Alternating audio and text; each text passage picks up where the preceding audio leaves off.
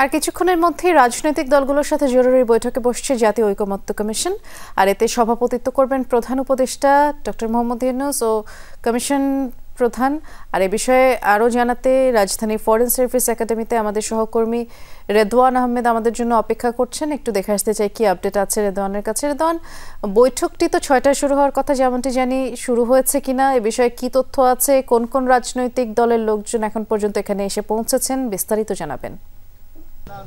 বৃষ্টি, কিছুক্ষণের মধ্যেই কিন্তু সেই যে কাঙ্ক্ষিত বৈঠক সেটি কিন্তু অনুষ্ঠিত হওয়ার কথা রয়েছে এবং ইতিমধ্যেই কিন্তু আমরা দেখেছি যে বিভিন্ন রাজনৈতিক দলের যে শীর্ষ নেতৃবৃন্দরা তারা কিন্তু রাজধানীর যে ফরেন সার্ভিস একাডেমিতে তারা কিন্তু প্রবেশ করতে শুরু করেছেন এবং আমরা দেখেছি যে বিপ্লবী ওয়ার্কার্স পার্টির সাইফুল হক সহ বেশ কয়েকজন নেতৃবৃন্দ কিন্তু ইতিমধ্যে প্রবেশ করেছেন। মূলত যেটি হচ্ছে যে তারা কিন্তু যে বৈঠক যে কথা রয়েছে জুলাইয়ের স্বাক্ষর অনুষ্ঠানকে কেন্দ্র করে তারা কিন্তু সেই বৈঠকের জন্য মূলত আজকের এই ফরেন সার্ভিস একাডেমিতে আসছেন। এই সেই স্বাক্ষর বিষয়ে যে জটিলতাগুলো তৈরি হয়েছে তার নিরসনে কিন্তু প্রধান উপদেষ্টাও এই বৈঠকে যোগ দিবেন, যেমনটি আমরা জেনেছি ইতিমধ্যেই যে বিজলি কেবলসের স্কিন কোটেড ইনসুলেশন আগুন প্রতিরোধী। বিজলি কেবলস, নিরাপদ আজীবন।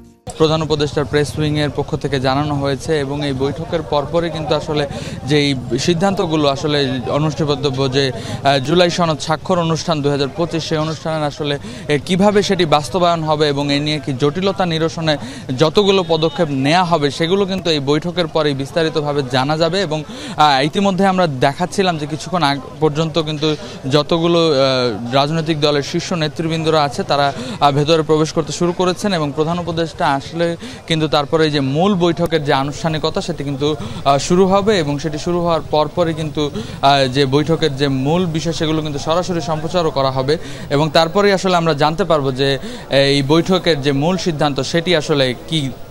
নিশ্চয়ই তখন আপনার মাধ্যমে জানিয়ে দেব। ধন্যবাদ জানাচ্ছি রেদওয়ান।